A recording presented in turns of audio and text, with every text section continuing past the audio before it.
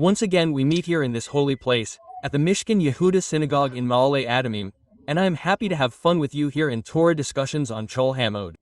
And many times I open my lessons on Chol Hamod with the wonderful words of the wonderful advisor. The wonderful advisor writes a simple explanation of the verse in Psalms, I will take a feast, I am he who raises ashes. The wonderful advisor writes that the critic criticizes us all year long that we do not engage in Torah as we should, neither in quantity nor in quality. We have also appreciated a lot in the lessons, also in the writings. Whip of the Scarlet Chariots, Part 3, Sign 23 of the Book of Judges, and Part 6, Sign Ger Hahayim. There we have appreciated a lot in this whole issue of quantity versus quality in the business of studying Torah. How many people need to study Torah? And today we will not touch on this issue. But the critic criticizes us that we do not engage in Torah, neither in quantity nor in quality. And the Holy One, blessed be He, wants to take advantage of us. So he says, what can be done? You are busy with survival, with the economy, you need to bring home a livelihood that is hard to come by in great distress. As the Gemara teaches in т.N.Ц.П.H 18, a person's livelihood is as hard as the Red Sea. Page 17 of the Blessings the Gemara says, the whole world is nourished for the sake of forgiveness. My son, we do not even have the right to be nourished by our own merit, but by the merit of the righteous we receive food and sustenance. I have brought the Zohar many times, which is a spy in the Puma Parashat Ekvav Daf Rab on the verse, a time of eating is a time of war. What does Rabbi Moshe write about the hint? Before you reach the time of eating, a time of war will pass. Ben Ishchai writes, that is why it is called bread that you have to fight until you bring home a livelihood, and it is not so simple. Some complain that a person does not deserve a livelihood. Therefore, there were those who used to do it and stand and say a confession every time before they would go out for a loaf of bread on weekdays. Thus, Ben Ishchai brings Parashat Bar, the first year, letter 3, and he writes that they would do this because they are fighting for them in heaven that they should be choked. Hello, this is the reason why we ate in the first year. We made a big offering on Yom Kippur. A person is in a hurry to eat and there he will eat and choke before Yom Kippur. And it is found that he will not be made aware and he will live, and a Moti Saber was made sure, that all those who confess, all those who are dead, make sure, all those who make sure have a share in the world to come. Sanhedrin page 34.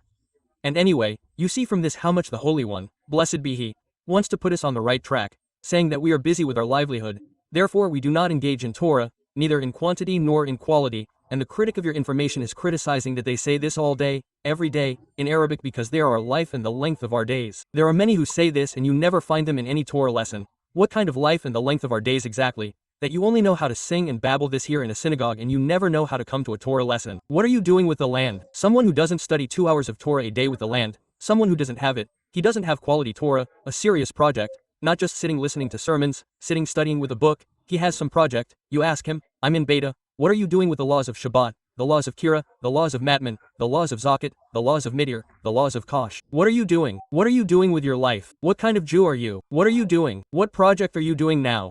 If you're not doing anything, then you're with the land. If you're with the land, then you don't have to distance yourself from Mother Earth. You don't have to get close to them. You don't have to get close to them. But you don't want everyone to give their home before the people of the land as if they gave it to the Aryans. Chazal often condemn the people of the land, and worst of all, page 4 of Tractate Pesachim, Chazal say that there are serious things there. Rabbi Akiva said, when I was with the people of the land, I said, who will give me a scholar? I will be like a donkey who hates the land so much.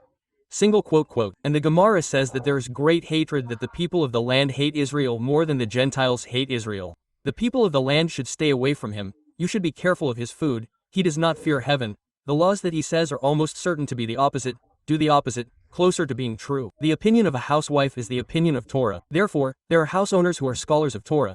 There are house owners who have the law of a scholar who are engaged in earning a living, and all the unnecessary time they have afterwards they sit and engage in Torah. The head writes that such a person is exempt from taxes. So he says a scholar is exempt from taxes. What is the definition of a scholar? Someone who is engaged in earning a living, say 8 hours of earning a living, and the rest is engaged in Talmud Torah. This is called a scholar who is exempt from taxes. Therefore, one must be very careful not to be with the land, not to be with the land. The more Torah you learn, the more you will attract more critics to you. You will attract more comprehensive lights to you. It is very worthwhile to engage in Torah. A person of kindness rewards his soul. You are only doing a favor to yourself. When you study Torah, you upgrade your soul, upgrade your spiritual and intellectual abilities.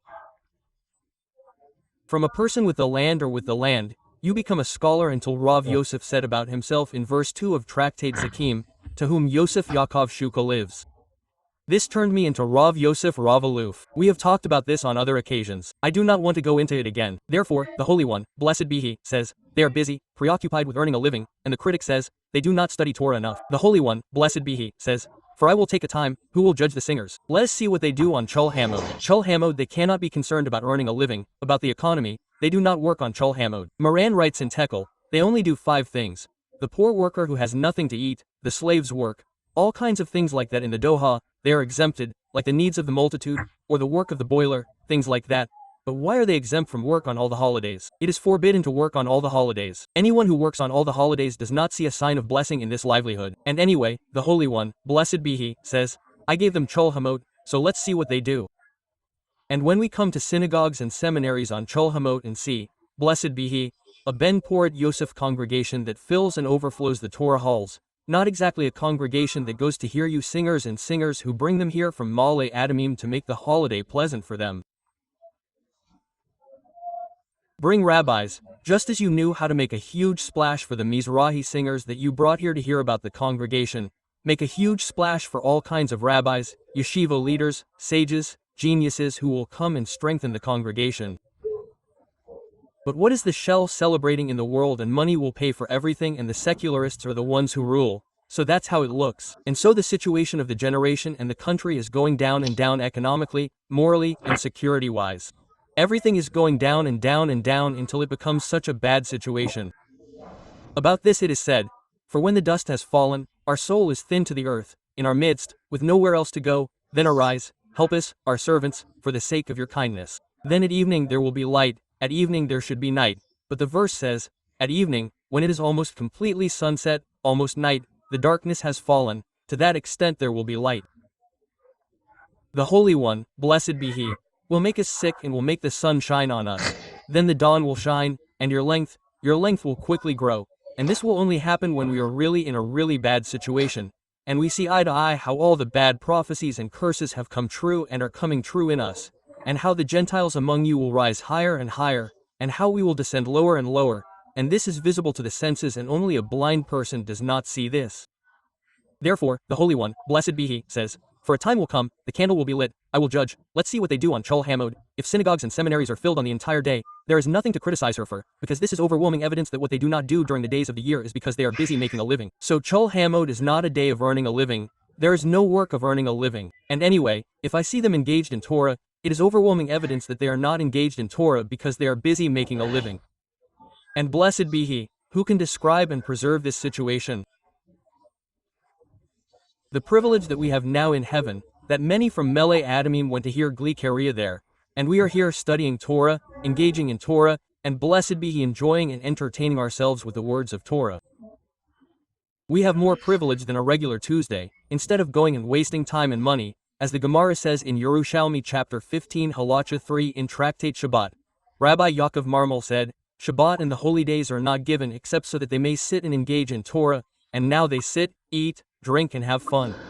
So if I were with me, I would abstain and cancel the holiday. This is how he says there. The Mishnah Berurah brings this, the Beit Yosef Refa, H also brings this, and the Beit Hadash Rambam. I estimated this as a scarlet chariot, part 3, section 24 Yoreh Deah. Open it up, look there. From here there is a chatter with Chul Hamod from the Torah or the rabbis, as the Tosafot write, Moed Katan, page 2, Haggagot 17, page 11, and we will not dwell on it. So, gentlemen, who can forget how wonderful these moments are that we are sitting here now and engaging in Torah, when most of them cancel their Torah throughout the entire festival and go to all sorts of performances and the biblical zoo and all sorts of strange things, which sometimes is necessary, sometimes is a mitzvah, canceling it is a foundation, taking the children out a little, taking the woman out of the house a little. But those who are exempt from this, those who can engage in Torah, of course, no objects may sit in it, says the Gemara in Moed Katan, page 9, even heavenly objects. So that's all the introduction, which is how I usually start the lessons throughout the festival. And today we want to engage in a very interesting and fascinating issue. I will not dwell on it much, but it is a very interesting issue. A lot of people have asked me that they bring all kinds of secular friends to their Sukkot on the holiday of Sukkot. They want to bring them closer, and there is a mitzvah for us to bring those who are far away together, all kinds of Shabbat desecrators in Persia, those who perform Niddah. I don't know if they also eat Yom Kippur, but there are so many shades and degrees of Shabbat desecrators. We call them by a general name, Shabbat desecrator in Persia. Right now, as soon as he received this name because he is truly such a Shabbat desecrator in Persia, he is automatically converted to the entire Torah. Not only to desecrate Shabbat in Persia, then he is converted to Niddah because he probably also does not observe Niddah. He will not observe Niddah for you and marry on Shabbat. It usually doesn't work together. It doesn't go together. If he desecrates Shabbat, then he is also converted to this. He is also converted to making himself leftovers to eat on Yom Kippur because he does not feel well because he is sick. He is converted. Without always there are Shabbat desecrators in Persia, since they observe Yom Kippur. But in any case we suspect him of the entire Torah. He is suspicious of the entire Torah. It's not like the people of the land we talked about before. The people of the land are someone who observes Shabbat, but doesn't study 2 hours of Torah a day. Then he is the people of the land. But we are talking here about someone who is secular, a disbeliever in the Torah, a disbeliever in everything. So even if he believes in the Holy One, blessed be he, and observes a little here and comes a little on Yom Kippur here because there's no devil on Yom Kippur, whereas the evidence of the Gemara are in Yom 20, page 1, that there is no devil on Yom Kippur, where would you come and see a synagogue full of secular people on Yom Kippur? Why? Because there is no devil. If there was a devil, he would tell them to go to the market, go to the performances. Why do they come? Because there's no one to criticize. If there was a devil, they wouldn't come. I always ask my head yeshiva, Rabbi Svi Yosef ben Poref, why don't the secular people come on Sunday, on Rosh Hashanah? Because Rosh Hashanah is scarier. Yom Kippur is merciful and compassionate. Rosh Hashanah is not merciful and the law is not lenient. So the excuse was so simple that I realized how I didn't think of it myself. Because Rosh Hashanah has a devil. Rather, it is the day of the devil, Rosh Hashanah. That's why you see that on Rosh Hashanah, Satan plays tricks on them so that they won't come to synagogue on that day. But on Yom Kippur, when there is no devil, the devil leaves them. He goes to a very different place. They send him to the goat that is thrown to the devil. By the way, some say it was here in Ma'ale Adamim. They sent you here the goat that is thrown to the devil. That's what it is called. They would take it there, throw the goat that is thrown there, page 67 of the day. And it would roll, not reaching halfway up the mountain, until it was torn to pieces. That's how the goat that is thrown was. And so it is a great blessing that on Yom Kippur there is no devil, and there is no blemish here, and there is no corruption. You can see this from the synagogues. In any case, secular people who come to our Sukkot, and we are commanded to bring them closer. And let us not forget that we are all Baal Teshuvah. And let us not forget that we too were Sabbath desecrators in Perez Say. And let us not forget that we too were on the other side of the mattress, and did not know, and walked in darkness and obscurity, until the Holy One, blessed be he, brought us out of the valley, and it is full of bones. It is literally, you see eye to eye, the vision of dry bones. When I see secular people who enter a yeshiva, and suddenly their faces change upside down, simply a machine oiled to describe the soul, the face changes until you do not recognize the person. He had the face of a former Gentile, the face of a Gentile, the face of a murderous Arab Muslim. And now you come and you see the face of an angel. You do not believe in these differences. I once was at the Ministry of the Interior. I went to get my dragon, it was expired, so I went to get my passport. There was someone else next to me, some Baal Teshuvah. So he brought a picture. You have to bring a picture. Today you no longer have to bring a picture. Why? They take a picture of you from a computer. But then you had to bring a picture. He brought her a picture before he repented. So she said to him, "Are you a Baal Teshuvah?" So he asked her, "Wow, how do you know what facial wisdom she has?" A secular woman works there at the Ministry of the Interior. She said to him, "I don't have facial wisdom, but you can see on your face that you are a Baal Teshuvah." He said to her, "And how do you see? Maybe the kippah behind?" She said, "No, there's nothing behind. Even without that, I can tell you from your face. The way you look now and the way you look here, your face has completely changed. A secular skin." She saw it, so what would you say? You see that there is vision. You see these differences. There are some who have been in the Ministry of the Interior for so long that they may have gained facial wisdom, let's say. But I'm speaking in general. You see the differences in the way the face changes. You see it also in people who study Torah, even in Haredim. You can see someone with a gentle gait, you see someone studying Torah, and you see someone with a skin, someone with a beard. Those who are online about their face, those who perform on the street about their face, you see it. You can't. Those who spend all day in the mall with half-naked girls, you see it about their face. What do you think you don't see? You see. And those who are holy and pure and guard their eyes, and don't be a fool, everything is written on their face too. I've already done a long lesson on the wisdom of the face. I wrote 2 comprehensive answers on the issue of the wisdom of the face in the Merkavo Hagman Shabbat, part 8 of the Yor Dia. When it comes out you'll be able to see it. Really fascinating. But in any case, we have a mitzvah to bring together distant ones, all kinds of distant brothers, and we have no interest in leaving a stone after the fallen one. As the Gemara says on page 1, Tractate Shabbat, whoever ate garlic and his mouth stinks, what would you say to him? Leave me, stay away from me, keep eating garlic, because his mouth stinks even more. The parable is that someone is already committing offenses. What will you do to keep him away so that he will continue to commit more offenses? Throw a stone after someone who has fallen. He has fallen. Maybe he has fallen from the first floor. maybe he will still survive. You are still throwing a stone to hurt him, so that he does not survive. We have an interest in bringing distant brothers together. I assessed this in my whip, Part 1, Light of Life. Mark 5. I have cited many sources while the main sources in the Zohar for bringing them closer or distant. Zohar for the filth on page 5, Zohar New Zohar for the Zohar Teruma 288.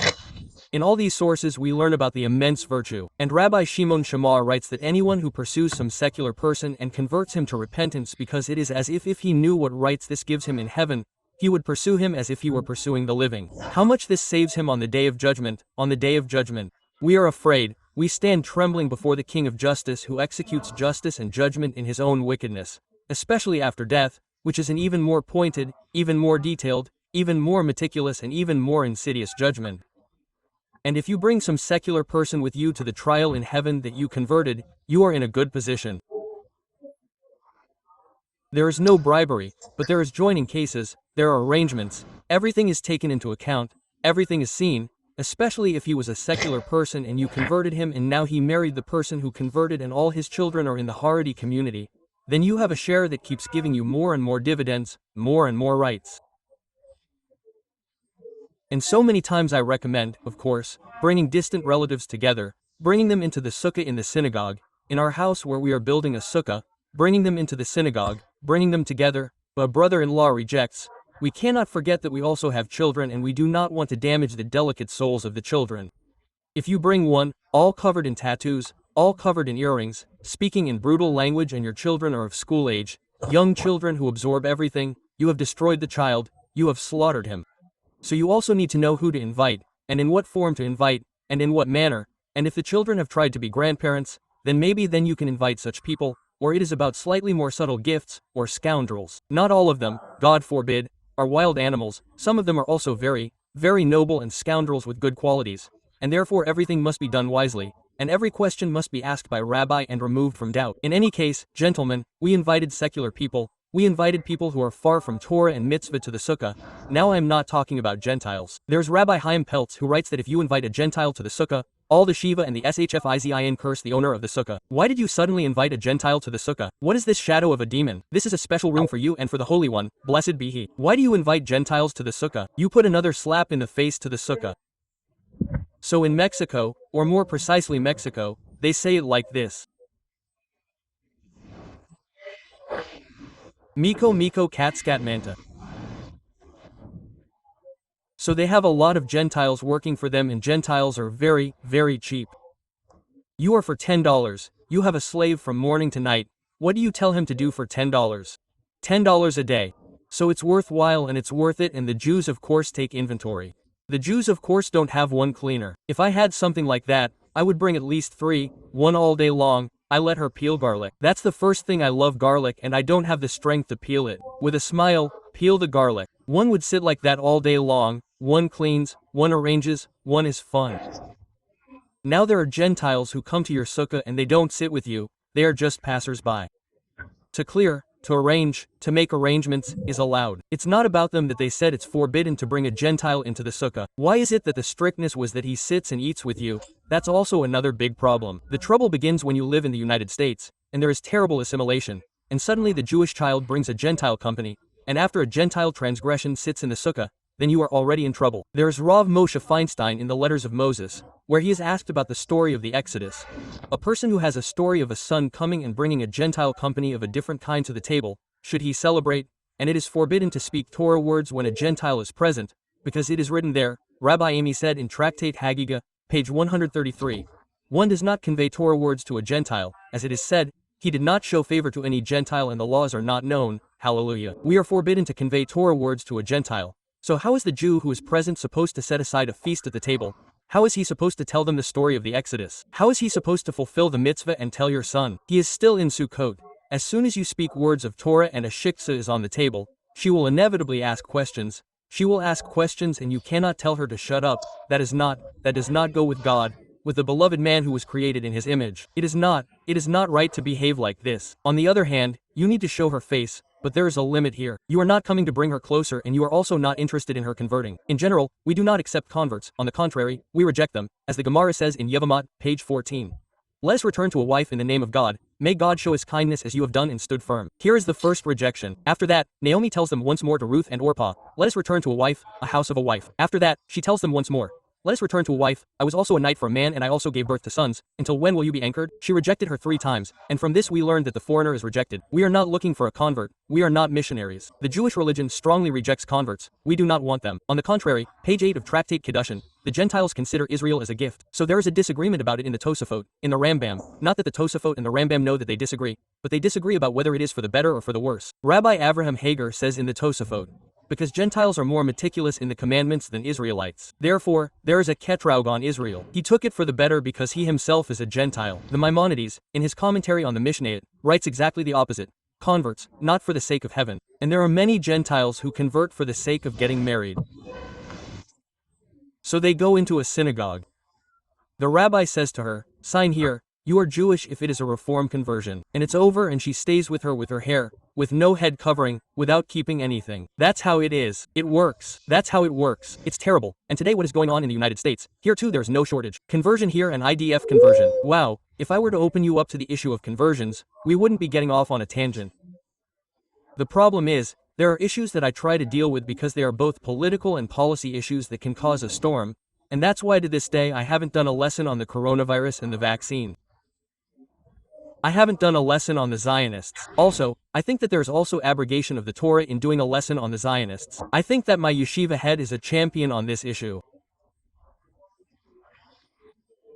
And whoever wants to hear lessons about the Zionists and their tendency to be profane all the Jews who immigrated to the country on November 29, 1947, when the state was established, so my yeshiva head has many, many lessons with testimonies, with numbers, with dates.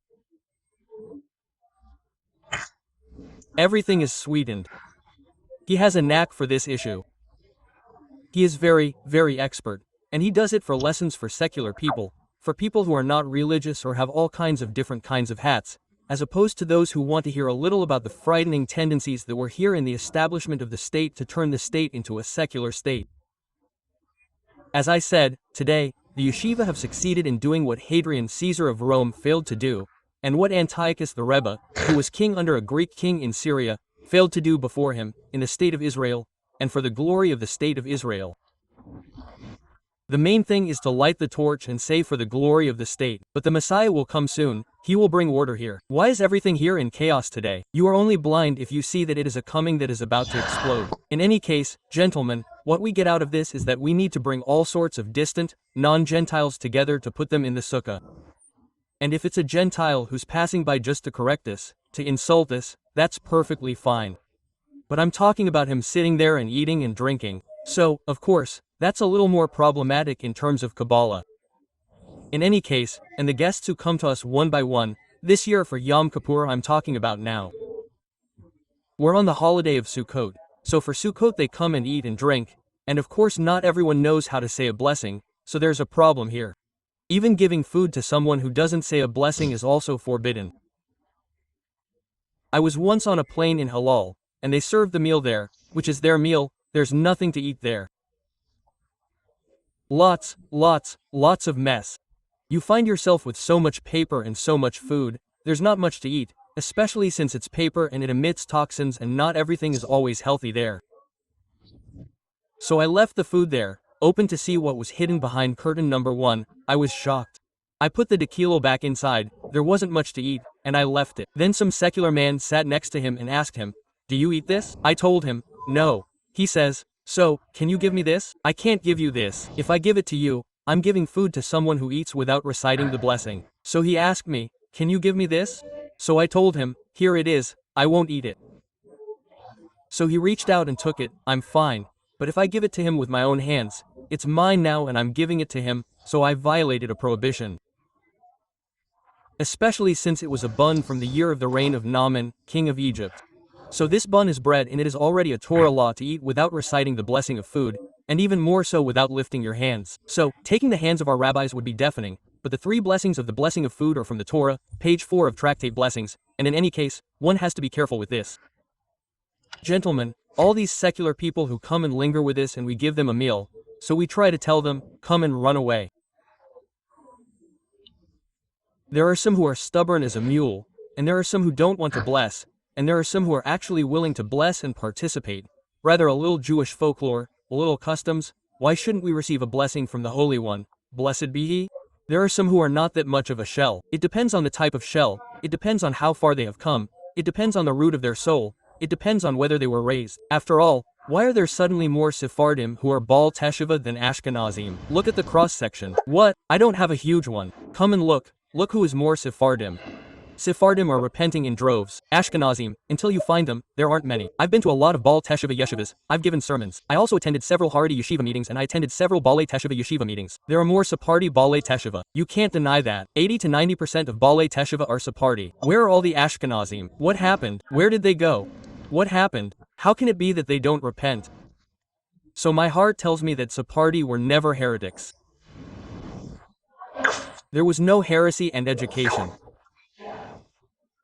There was not always a home, there was no Shabbat, but there was Yom Kippur. There was observance, there was no observance of a portion of the Galut, but they would eat kosher. I mean, there were always some signs among the Sephardim that from this little ember we would burn it. We would burn it to ashes, but among Ashkenazim, if they were heretics, it was all the way. I had Ashkenazi Baalei Teshuvah friends. He told me, we ate on Kippur, we cooked on the fire on Kippur, we ate hametz on Passover. You don't find it among the Sephardim, hametz on Passover. You don't find the kind that they eat on Yom Kippur.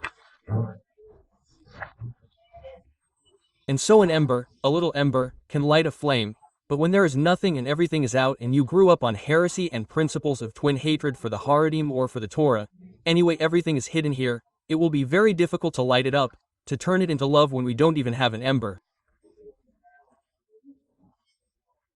That's what my heart tells me, and it seems to me that it is very true. This issue is also not taken so hysterically, when the father-in-law repents. Among the Ashkenazim, there were several who explicitly said that they would have preferred that their child had died rather than repent. There were some who filmed it, there is evidence for that. Among the Sephardim, it is also something that upsets the parents. There are parents who are really surprised that the children repented, but not in every way, thank God. Those who repent, both Ashkenazim and Sephardim, will come. But I ask, now we brought them to my house, and now in my house there are many laws that are complicating. You are entering a sea of problems, a sea of problems. The first problem, first of all, why are you letting him ride in the car? He came to you on a holiday, so if it weren't you, maybe he would have stayed, and if he hadn't stayed home and gone to someone else, he would have been fined. It's none of your business, but here you brought him for a holiday, and how many chores did he do on Shabbat or on the day of the Sabbath when he went to you, and therefore, in such a way that there is no escape, we always recommend telling him to come before the holiday. So there are those, so that I don't carry on a holiday. There are those who have it as if he knows the laws, caught you red-handed that he knows the laws. So tell him no, why not, my wife needs help in the kitchen, or we go to synagogue before, we bring Shabbat before, or yes, I don't want you to drive on Shabbat. But depending on who you're talking to, once again you have to be very smart to know how to walk between the dots and check exactly what type and style of editors you have. But to begin with, it's better to bring them on the eve of a holiday before the day of the holiday, so that they don't come to desecrate the Sabbath because of you. Some of the latter wrote that if there is no escape, then let them come to the square. What can you do? Give them a witness. What is better than carrying to Budabar to Avron? You want him to carry, then it is better to carry to you. But it is not that simple. It is a law that is so complex. And so here, from the beginning, you have to tell them, come before my wife needs help before me, or help us set the table, or come up with all kinds of inventions. Now another problem of principle is that there are such secular people, not all of them, but there are those who bring food from home with them as if they do not like coming empty-handed. You do not like empty hands. Bring flowers. There are calamises, there are daffodils, but they want to bring Cuba, Flob, Jej, Zavit, Amar, Jaguar, USHFLO shallot. They want to bring something with them. So now all this food, you are in danger, you are in danger. I told you, the people of the land, we do not trust the people of the land. Do not be accustomed to a priest with the people of the land who ends up with a dip. He wouldn't tithe his food. I'm talking to you about someone who doesn't study Torah 2 hours a day. It's the law of the land, don't eat at his place. Every shekel for a secular person who desecrates the Sabbath, he's not faithful to anything. And if he comes and tells you don't worry, it's kosher, eat. This is the most husk, it's the husk of husks. Eat one like that, don't worry. Look at what a repentant I am. Rabban Gamliel's paper. That's how they like bands, so now they come with their bites. Thank you very much for the food, it's all trash. Now what are you going to do? It'll kill you. Now what are you going to do? What are you going to do with this food? It's you who's in trouble. So you always have to make sure in advance to tell them, don't bring anything, don't bring food, everything's fine, we want to prepare something to help with the meal. Do you want to help? Bring flowers, shopping, bring emeralds, I don't know what, all kinds of things. Or there are those who bring a bottle of wine with them, another problem. Now what kind of wine does he bring? He now comes with his family, no, they won't come empty-handed. Now it's forbidden to come empty-handed, aren't you ashamed to enter someone's house empty-handed? It's forbidden, it's a royal honor. So I didn't say bring chocolate, marmalade, mamal, merit, rahat halkam, bring some kind of tray for the holiday, I didn't say that. But you can't come empty-handed, it's not nice, it's not a royal honor. You're staying with someone, bring a bottle, I didn't say money, it's not nice to bring money, but bring a bottle, bring flowers, come with something, bring a book, bring something that he brings. So now he comes with a bottle. Now you're getting into another issue. Why? If this bottle is not boiled, page 20 in Tractate of Avodah, the Gemara says that if wine was boiled, it would not be labeled as an idolatry, but wine that is not boiled would be labeled as such. And anyway, we are in a problem, because those who desecrate the Sabbath in Persia have the law of a Gentile, as proven in the Gemara, Chulin 5, page 1 Avodah and Eruvin 7, page 2. And anyway, if he opens the bottle, he went over the bottle. Now you are in a problem. Many times this is my advice. He brought the bottle. Thank you very much, you didn't have to. At that moment you opened the bottle. Don't let him open the bottle.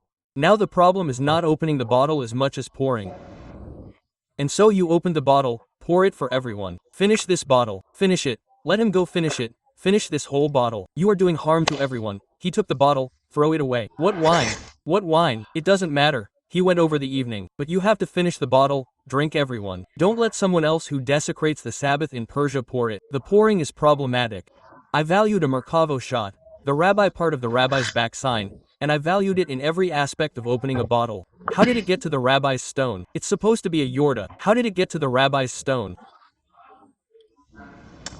So it's about a groom who was in the East, who spent about 2 years in a tavern, who drank some wine, and decided to bring some bottle of wine from the Hashik monastery that was there.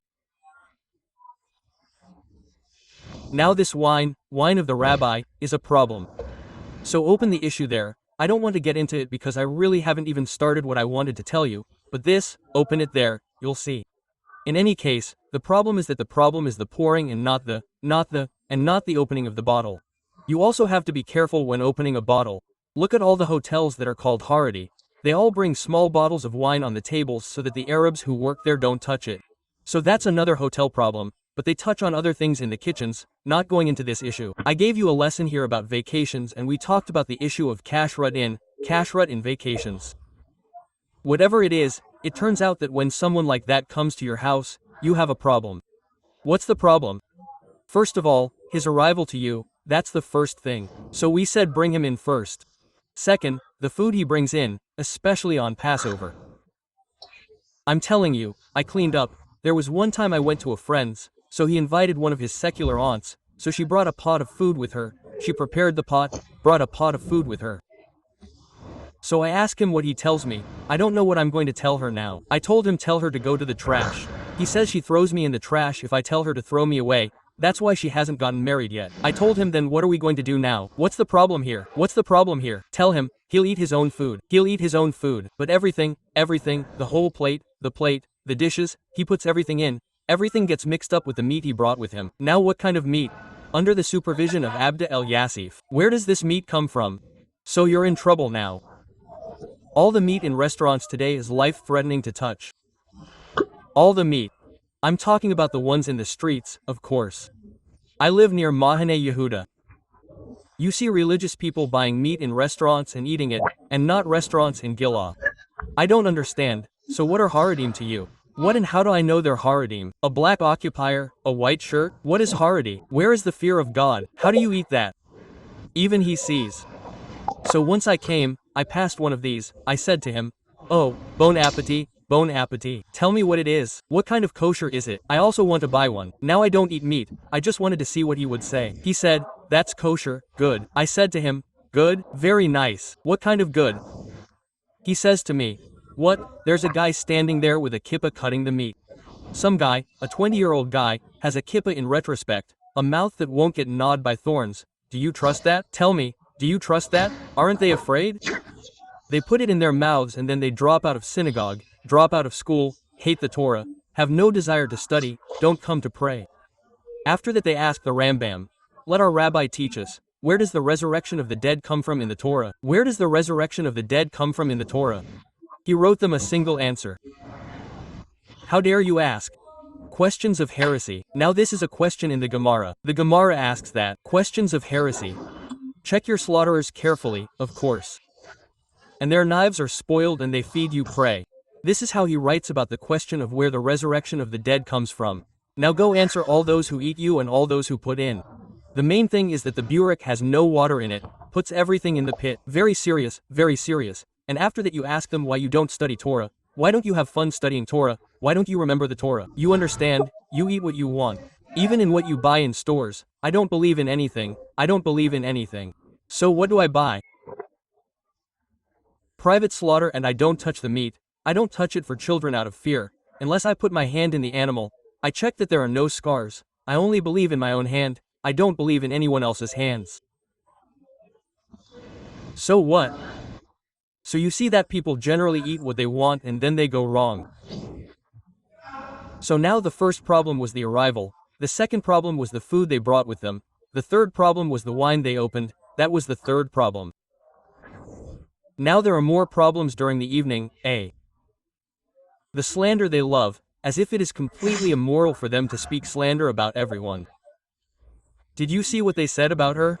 She cheated on her husband, probably with big eyes. I told you she is from her homeland, she is. Now what does he say about that guy? Did you see what happened to him? They love the patrol, I heard.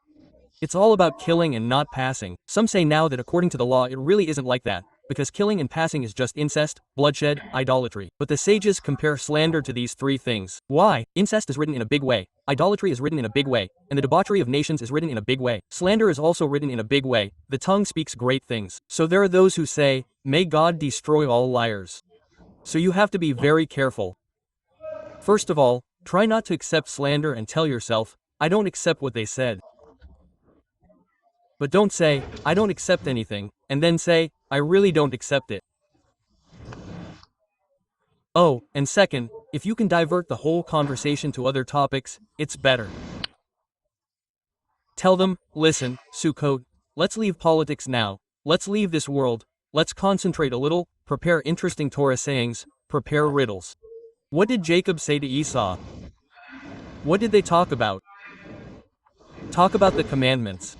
Tell them all kinds of interesting questions or riddles. I told you the same thing we did on the Seder night and I explained it to you. To make riddles here too. Why do we do Shabbat? Why do we do it? Ask them, why do we do a sukkah? Oh, why do we do a sukkah? It's for matters of honor. Thanks to the matters of honor of Aaron. But why don't we have a holiday for Miriam's well? Miriam also received a well thanks to Miriam, and from him we received thanks to Moses, page 9. Page 1 in Tractate Tani. So why do we only have a holiday for Aaron? Let them have a holiday for Miriam too, for Miriam's water.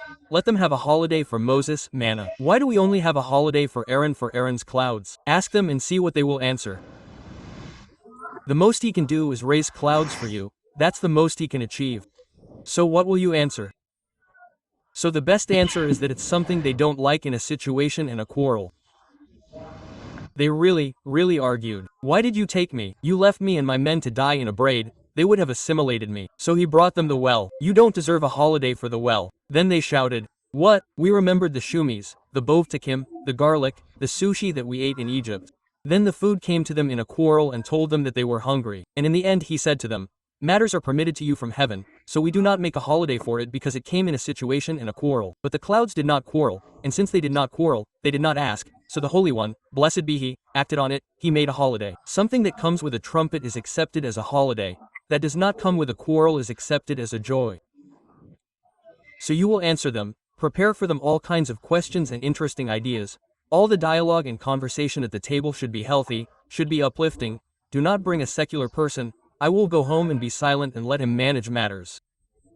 So we lost what we wanted to do here. We wanted to bring them closer. How do you bring them closer? That they came and eat without blessings? How do you bring them closer? So the Torah brings distant hearts closer. The Torah, the ideas of the Torah. So it depends on who came to you. If it is a learned person, an intellectual, you will bring he has interesting questions from the Gemara. Tell me, what do you say? An ox that went after a cow and was found and conceived by her. In the book of the letter Mo. I always remember this. In how many books did the letter Mo come? Because Mo is the letters Mo. So when you went after her, she must have conceived by her. So an ox that went after a cow and was found to be running by her.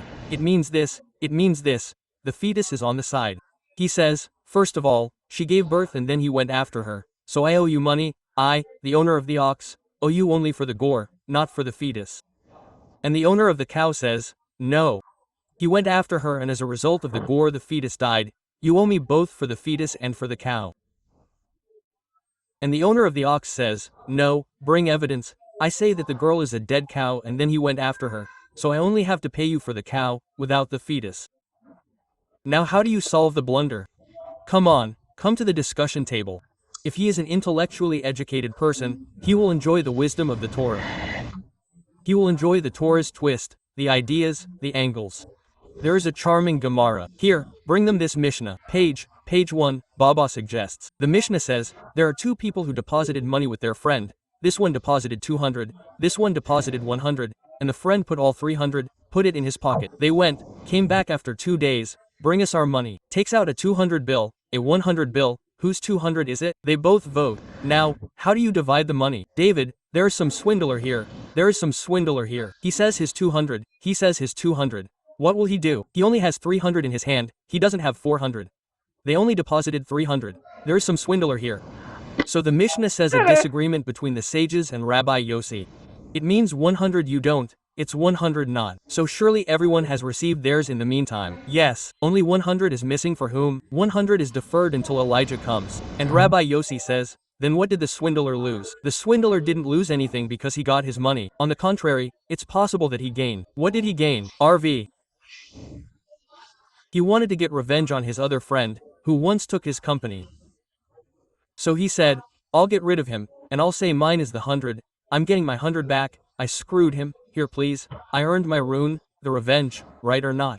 Rather, the entire 300 is deferred until Elijah comes. That's what he says, that's what Rabbi Yossi says, and then what will the swindler do? He doesn't want to lose his century for the ruin. What will he do? I was just kidding with you, mine is the 100, give me the 100, that's how he got out of it nicely. Fraudsters and liars. The Rashba asks there in the Rashba's Innovations in the place and stiffens his head and says, wait a minute, according to the sages, what is the halacha? 100,100 until Elijah comes. With whom does the 100 remain until Elijah comes? Not with the court. The court doesn't have time to deal with this nonsense. With the one who deposited it with him, great. And according to Rabbi Yossi, all 300 remain. It is possible that the Rama was ashamed to say I was just kidding. He wouldn't find such a classic and elegant swindler, so he lost the money. And by the way, I just want to remind you that the law of a penny is equal to 100. It could be $100,000. But usually with $100,000 and $200,000 you remember very well that brings you $200,000. That's why we said 100 to 200, but it is the law. So now the Rashba asks, maybe there are actually two fraudsters here and not one fraudster? Which two fraudsters?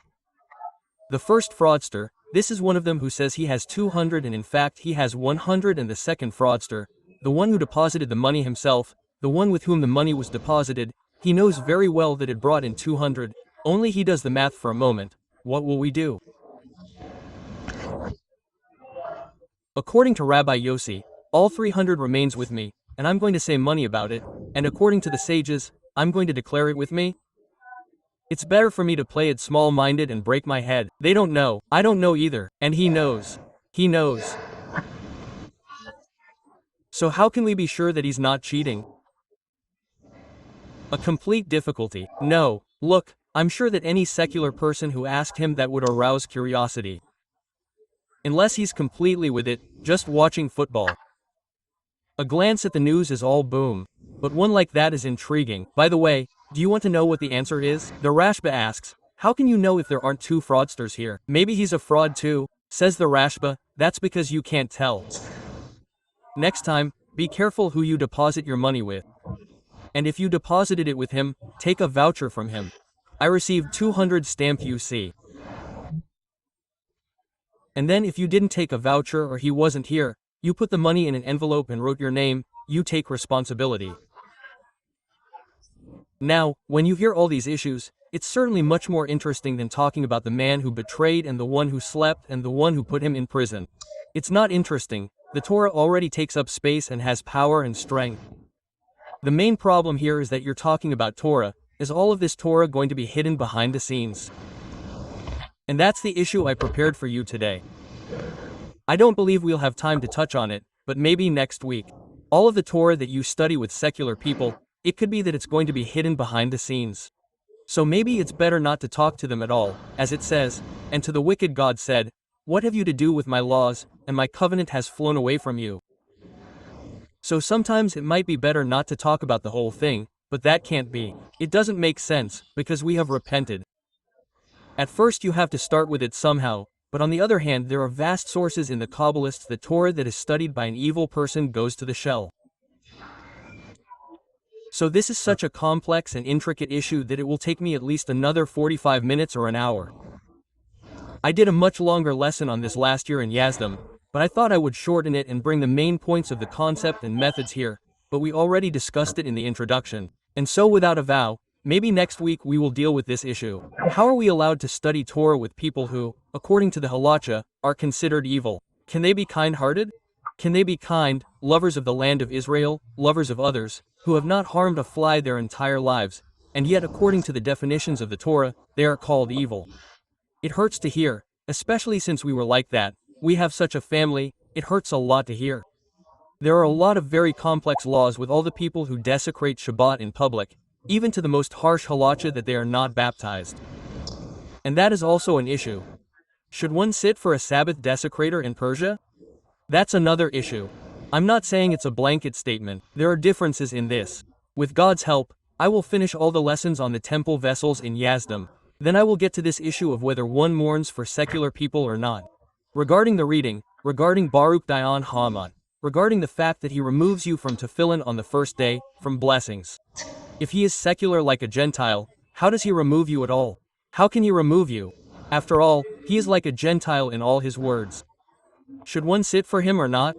I'll tell you, whoever said to burn his body, he certainly doesn't sit for a Sabbath, he has nothing, he doesn't remove you from anything, he is nothing.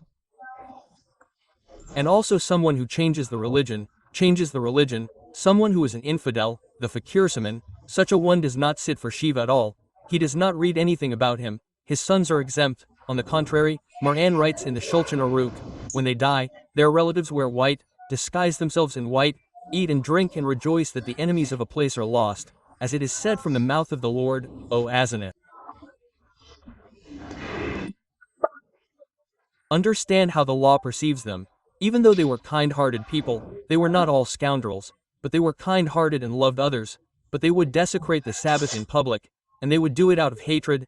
They hate the Torah and Moses his servant. Such a one is mentioned in the prayer hall. The orchestra is coming. Another one of the world has died. Another one has gone. Another wicked one. And apparently it hurts to hear. It hurts to hear. Only the halacha that the poskim were embarrassed about. This is about the matter of violating Shabbat out of innocence, out of a baby who swore, out of ignorance. Here the poskim disagreed on whether to sit on the Shiva or not. This is what should be done. This is what the dispute will fall on. This is what should be discussed. But someone who is completely secular, hates religion, ordered his body to be burned. Everyone unanimously agrees that one should not sit on the Shiva. On the contrary, there is a mitzvah to wear white, to wrap oneself in white, to book a hall with talpiot with an orchestra and catering, and to eat meat and rejoice. What is the joy about? The night of the Yitzhak covenant, a wedding, a bar mitzvah, his father's death. This is what the joy is about, and this is what the poskim ruled on. This is the deep understanding that is difficult to grasp in a secular mind. And in the mind, perhaps even a human one, it is difficult to grasp it, but according to the halacha, this is what should be done with a completely evil person, a hypocrite, a hater of knowledge, especially one who offends many. But all those secular people who are in the middle, who kept Shabbat, did not keep Shabbat, kept Yom Kippur, for example, or did all kinds of mitzvah, this is what we need to talk about here, and we will discuss this without a vow.